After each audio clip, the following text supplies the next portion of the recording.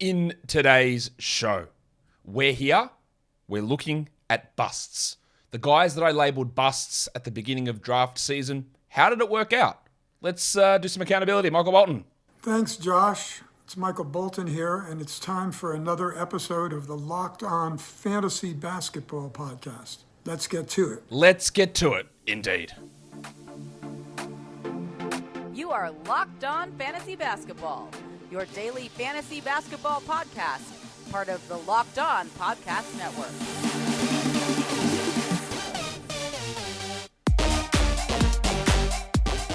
Hello and welcome to the Locked On Fantasy Basketball Podcast, brought to you by Basketball Monster. My name is Josh Lloyd, and I am the lead fantasy analyst at basketballmonster.com, and you can find me on Twitter, as always, at redrock_bball, on TikTok at redrock_bball, and on Instagram at Locked On Fantasy Basketball. Today's episode is brought to you by FanDuel. FanDuel Sportsbook, actually, as Obi moves around. Official sportsbook of Locked On. Make every moment more. Visit fanduel.com/lockedon today to get started. Thank you for making Locked On Fantasy Basketball your first listen every day. We are free, and we're available on all platforms. So we did a sleeper show earlier in the week where I looked back at my sleeper picks. Did they work out? Did they not? We're going to do the same for busts now. Go through Yahoo, ESPN Busts. The show, which I will link in the description, was recorded on September the 15th. So it was the first lot of rankings. And as I mentioned on the sleeper show, that I often will go out, they'll put out their rankings, these sites. I'll go through and say, hey, this is weird. And then they'll make adjustments by 50 spots for a random player. Is it to do with me? I don't know. Is it to do with other people doing content? I don't know. It could be. It's very weird. And then by the time we get to 3 days before the draft, every ranking seems to be in line with the way that the majority of people are thinking. So it makes it a little bit harder to find value or find the guys that we need to avoid. So let's see how we did early, if we did get some value in early when we did drafts. Just before we do that and before we ask Warnie for us to get it on, next week we're going to start some team review shows. I think they're usually really valuable, especially if you're in a dynasty league. We'll start with the bottom teams there. We'll talk about their off-season prospects, what we saw from their team, how we break it all down, all that sort of stuff. But the other thing that I've been doing over the last 2 days or so is looking at the 2023 draft class. Now, I haven't started in-depth analysis on players, but what I have done is done 116 different prospects and translated their stats from college/Europe/G League/overtime elite. Translated their stats into a very, very baseline fantasy stat profile for next season. Now, it's nowhere near dynasty rookie tiers. There's a lot more work that needs to go into all that and even that sort of stuff. But if you do want a show where I go through and talk about some of the early rookie projections for rookies for next season, I want to see 50 comments asking me for it. If I get 50 comments on YouTube, I'll do a show early looking at some of the weird things that stand out with the rookie translations. 50 comments. Leave them. Anyway, let's do busts. Warning. Let's get it on, Gilly. All right, Yahoo, let's start off. Not a bad start, I reckon, here when we're looking at these busts as to how I went with it.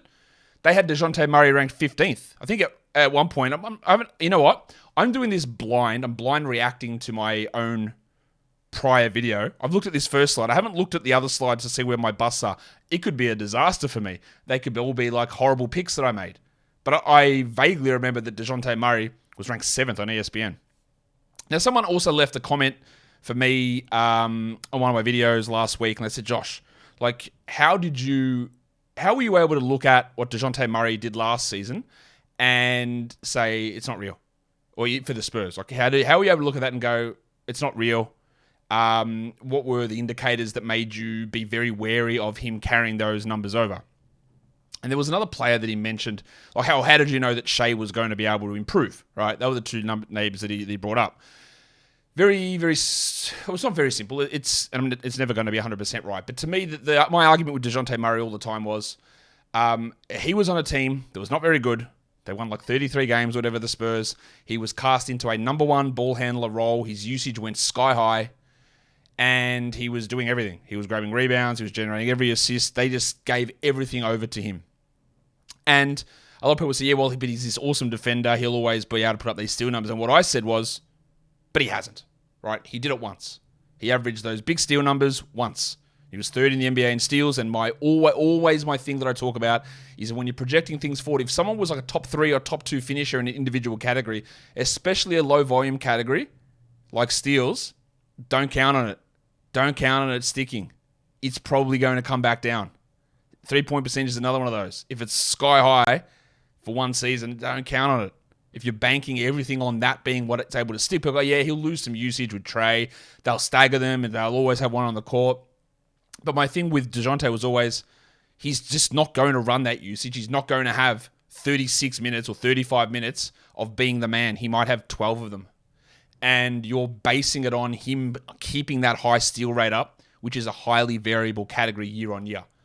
To me, that was an absolute no-brainer that Dejounte wouldn't return the same value. It was straightforward, and I banged on about that a lot. And I was right with that one. How did I know with Shai? Well, Shai just had a lot of indicators. Not only did he start to put up some pretty strong numbers towards the end of last season and most of the season, he's the best driver in the NBA, getting to the rim. Eventually that's going to turn into free throws.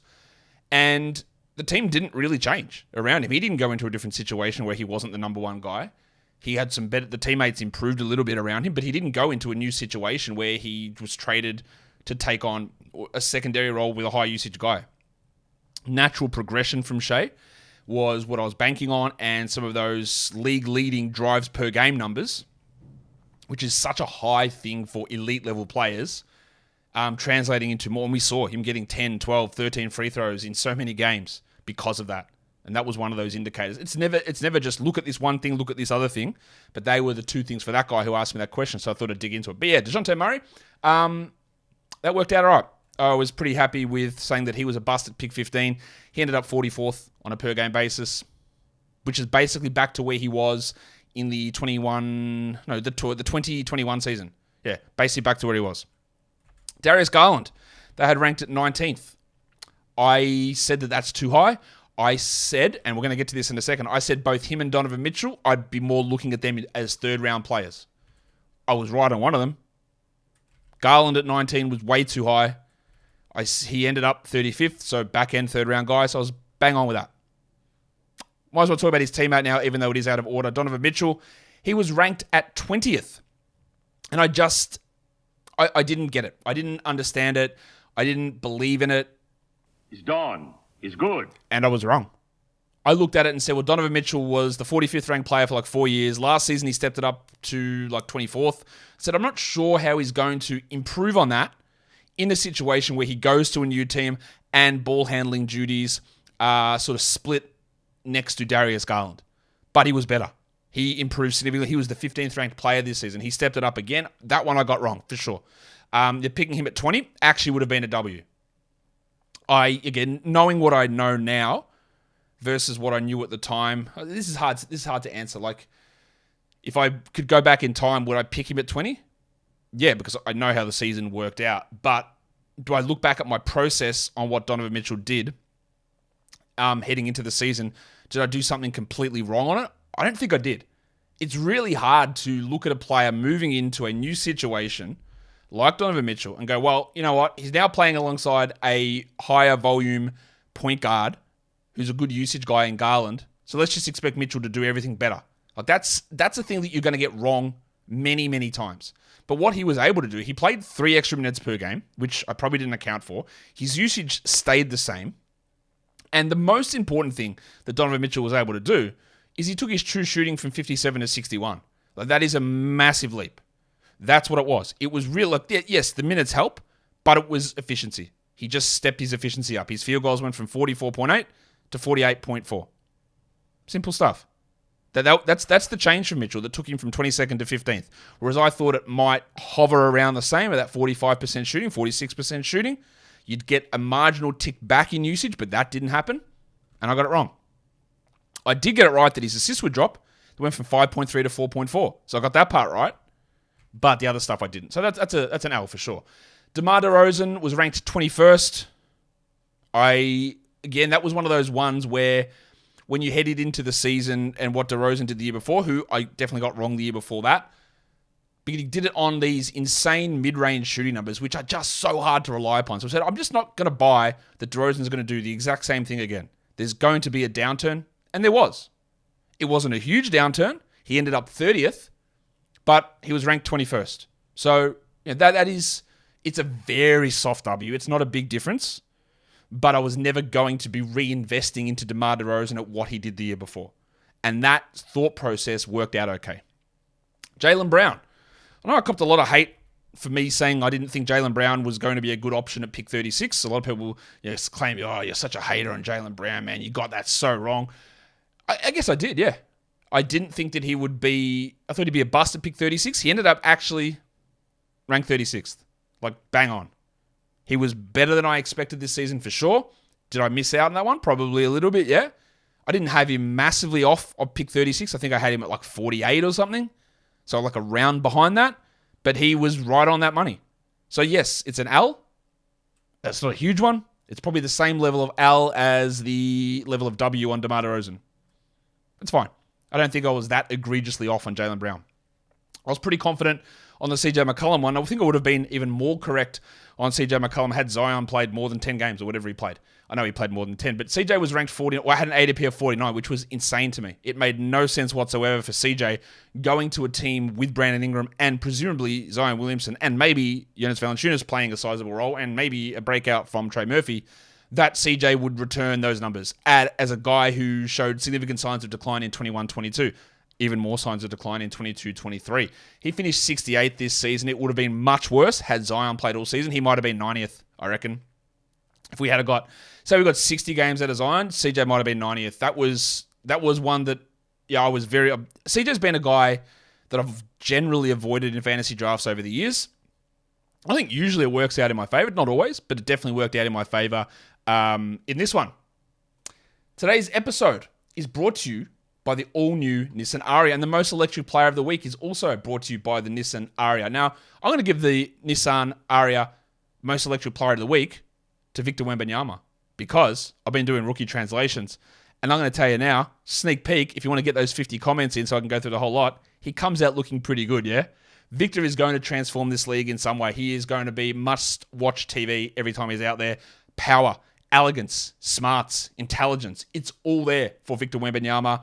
Stunningly powerful, unbelievably elegant, incredibly intelligent, just like the 2023 Nissan Ariya. The 2023 Nissan Ariya packs pin-to-your-seat power and premium intelligence all in one EV. The all-new, all-electric 2023 Nissan Ariya, the EV for people who love to drive. Shop now at nissanusa.com. All right, just took a sneak peek at the next page of Yahoo Busts. I'm pretty okay with how this one turned out as well. They had Jordan Poole ranked 63rd. And my thought on that was, what are you doing? Basically, it's like Jordan Poole was able to put together good numbers the year before that because he played alongside Steph and Klay Thompson for, I think, 7 games. And that wasn't going to be the case this season. Yes, Steph did get hurt this year, but Jordan Poole also regressed, which is not something I necessarily put into that, thinking, Jordan Poole's going to become a terrible shooter. But he was barely top 100. He was 98th this season. That was one of the easiest avoids to me ever. I just didn't see how... We saw when Klay and Steph were healthy the season before, when he played off the bench, he struggled. And that's what happened basically all of this season. And then even when he was elevated to starter when Steph was out, he wasn't as good. That was easy. Poole. This is a clear W. He was 60th ranked. No. I think I had him 80th, which is clearly an L for me to have him 80th. He ended 138th. Now, there's a little bit of weird stuff there with Poole, of course, because... we know that the issue with Poole is the efficiency is a real problem. Like that's very clear. But 60 was always going to be too high, and it just was simple as that. I don't know what more to say about this. We'll go into more rookie stuff later on in terms of avoiding rookies and being really cautious about drafting them. And my spot on thing. I think it was spot on. We talked about rookies in the preseason. We talked about how on average, I think it's 3.5 rookies finish as top 100 players. And considering this was a weak draft class, we were expecting 3. We got 3. Did we get 3? We got Jalen Williams and Walker Kessler. Maybe we only got 2 as top 100 guys. But Poole obviously struggled with efficiency, significantly struggled with the efficiency numbers, which is frustrating because he started out the season obviously ridiculously hot, putting together very, very strong performances. but he just wasn't able to keep that going, and that efficiency problem was stark, honestly. Yusuf Nurkic, let's hit the button. No question about it. I am ready to get hurt again. I've heard some troubling things about Yusuf Nurkic and his future in Portland, but I don't know what to make of Nurkic. He had some interesting games this season, but this was, and I'm a Nurkic guy in general. I've been a good I've been a Nurkic fantasy guy, and it's burnt me in the past for sure. But 59 was way too high. He ended up 99th, so that's W for me, L for those initial ranks. The crucifix, Christian Wood was ranked 56th. Obviously ridiculous. Because I believe at this point, we definitely knew at this point that Jason Kidd said he's going to be coming off the bench.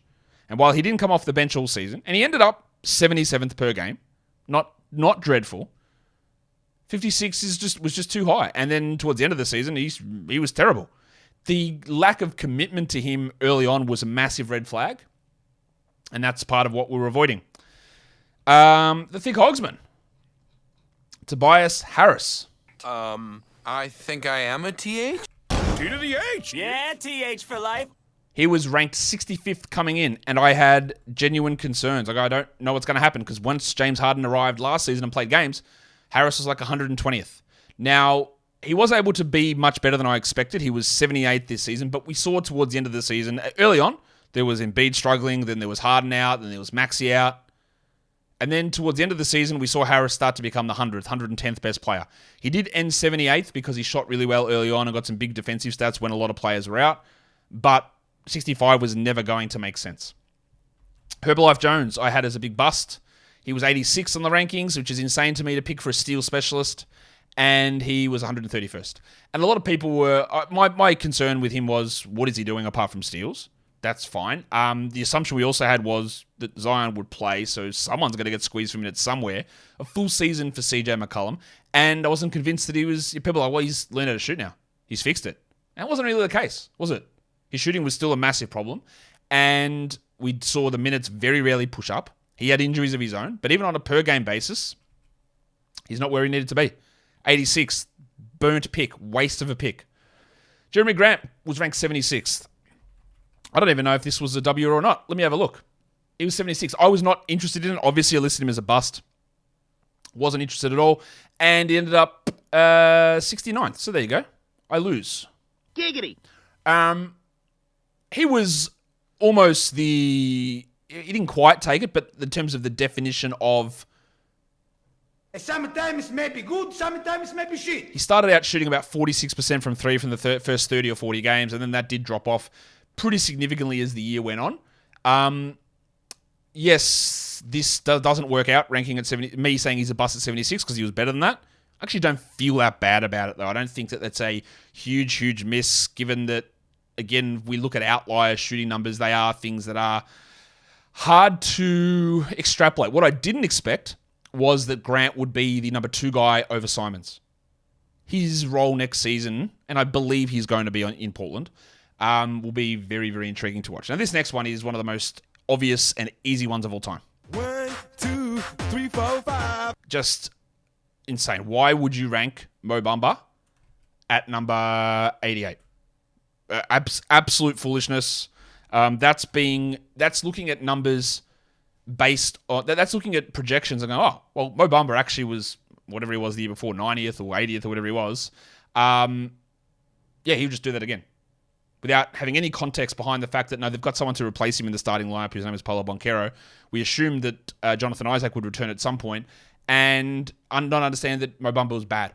Bamba was 255th this season. I didn't expect him to be that bad. But picking a backup center at pick 88 is... It's stupid, really. That was an obvious avoid. Absolute obvious avoid.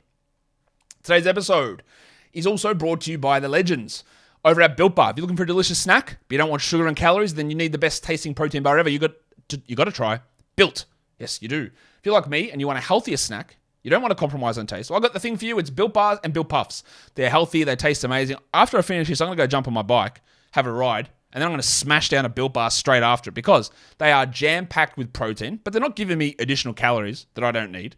They're giving me great taste. They're covered in 100% real dark chocolate, but they're low in fat and low in sugar, but jam-packed with like 17 grams of protein. You can go to Built.com, all your specialty flavors are there, but you can also just saunter in to a Walmart or a Sam's Club, and there they are on the shelf in either 4-bar boxes in Walmart or the 13-bar box over at Sam's Club. Just go to Walmart, though. Get your cookies and cream. It's the goat flavor. It's going to be there, and you're going to love it. They've got double chocolate and coconut there as well.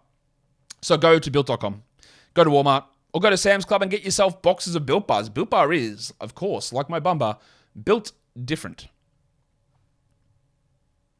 Let's look at some ESPN busts and how I view those. I don't think I even talked about this before. I should have talked about it. But we'll talk about it. Dejounte Murray, ADP of 10. Because at this point, ESPN didn't have, at the time I did this, they didn't have any rankings up. They just had ADPs. So that's what we were going on based on where people were drafting. That was, Dejounte at 10 was insane. It was ludicrous. It was silliness. And then I think that they didn't have rankings published, but in draft rooms, they had some rankings there, depending on your format, and he was listed 7th on that auto draft spot. So his ADP was 10. I didn't talk about this earlier, but Ja Morant was a huge bust to me. He was a clear avoid in category leagues. In points leagues, fine. In category leagues, he was a clear avoid. His ADP was 16. It was about the same on Yahoo. He was on my slide for Yahoo, but I just forgot to mention him. He finished 52nd, and that's not even including turnovers. He was like 80th or 90th. He's just a player because of his low steals, his low volume threes, his sometimes iffy percentages, that he's just not a good category league player. And then you factor in missed games with that, and it didn't work out particularly well for old Ja. Don Mitchell had an ADP of 15 on ESPN, which is basically exactly where he ended up. I didn't like it. I've already discussed how I didn't like that and how I was wrong. They had DeRozan at 20, which, again, was clearly... I was right saying that was a bust. And they had McCollum at 40, which was a nonsense. That was ridiculous. That's a huge win for me. What about this one? Julius Randle at 49. I thought it was a bust. Now, I thought Randle was getting a little bit undervalued in spots. I remember doing a live draft for Embassy Sports Edge, and he was there at like 103. And I was like, I'm taking him. What are we doing here? Like, I'll take him at that spot. He ended up 51st. So, is it right for me to call him a bust at 49? No, it's not. Because I think that's, and again, Randall's got very specific constraints. You're going to have issues with volume field goals and volume free throws. That is a concern. But he was able to step up in a really big way with his three-point shooting from this season. Volume really up there. He's never going to be a defensive guy. We know what he is. Points, rebounds, assists. He added some threes this season. And he was much better than being a bust at 51. So, bust at 49. So, well done to him. Christian Wood at 56, we talked about already. Toby Harris at 74. On ESPN, his ADP was a little bit more reasonable, and he ended up not far away from that. So I wouldn't say that is necessarily a W or an L for me. It's probably an L, saying he's a bust at 74 when he finishes 76th, but it's not that far off. So yes, pretty decent results for most of those. Let's go to the next group of ESPN busts, as I just bring my face back over because I am a producing legend.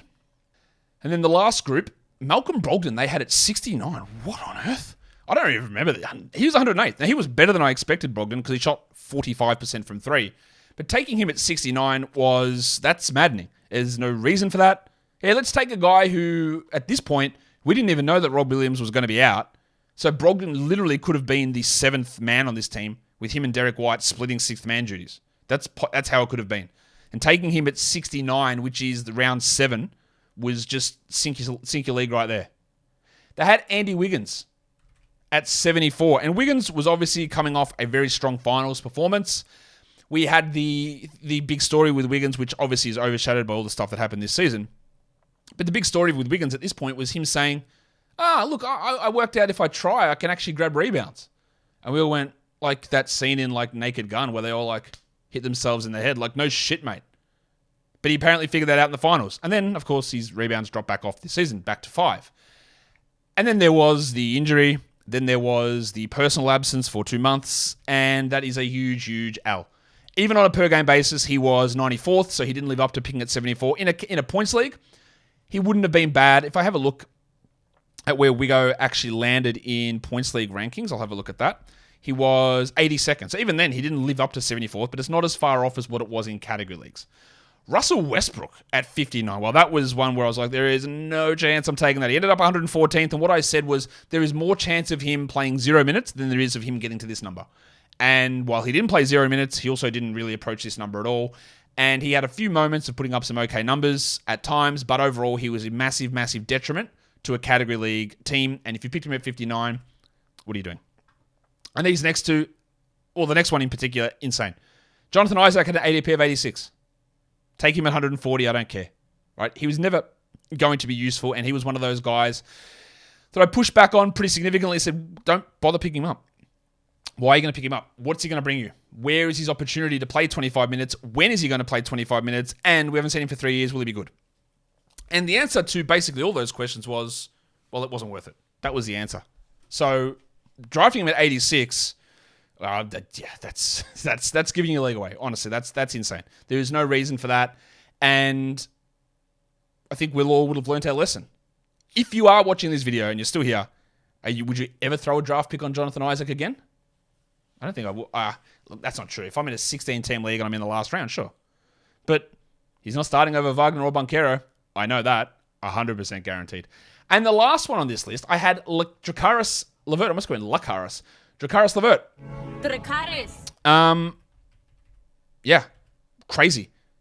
They looked at that and went, all right, Mitchell's coming in. We've got Garland there. Levert's a guy with horrible percentages and is now going to be reduced to a smaller usage role and less ball handling. Let's make him 97th. Ludicrous. He was 160th on a per-game basis. He improved significantly this season as a defender, and he put up some really strong numbers towards the end of the year. But he's losing his starting spot to Lamar Stevens, Isaac Okoro, Dean Wade. He played like 22 minutes some games, 27 the other ones. Picking him at 97 inside the top 100. And usually when I am looking at bust picks, like I don't really care too much once you're outside the top 110, 110, top 100, top 120. If you're outside that range, it doesn't really matter. When you pick on blokes inside the top 100 who have no shot of hitting it, like Levert, like Isaac, like Westbrook, it's a burnt pick. Take them at 130 and I don't care. It doesn't mean a thing because you move on straight away.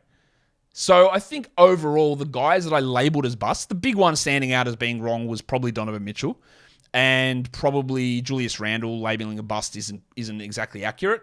I think otherwise I nailed most of those. I don't know. Let me know what you think. Who else? Did I miss someone else?